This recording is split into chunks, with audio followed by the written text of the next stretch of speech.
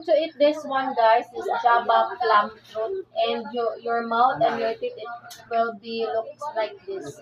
It will look like this. Violet. Yes, Violet. turning violet.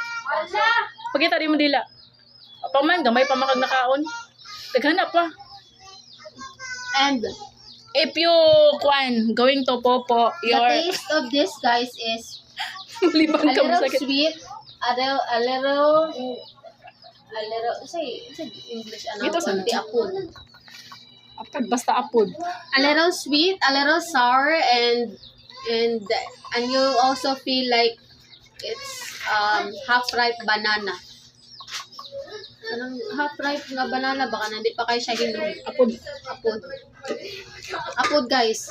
I-search na lang yung isang ng apod. Just Google it. Google it, the apod. Apod. Nakaon na. Hindi tapong ba ng pinugin? Yang ina inani liso.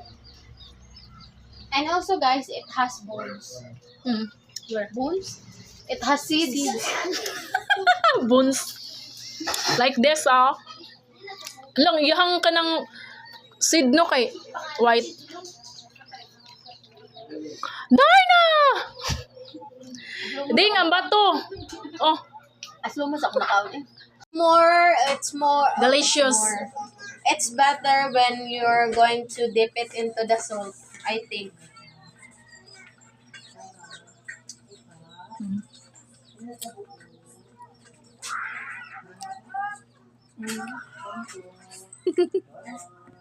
This is a seed.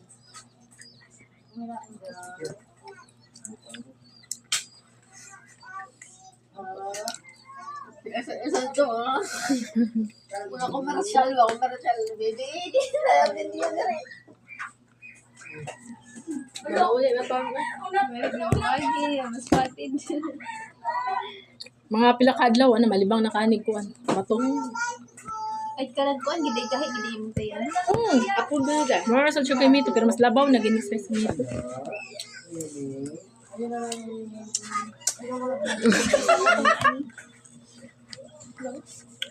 Banana baba.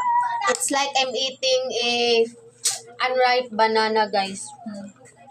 You know, you turns. Look at my hands, guys. It turns kuan violet.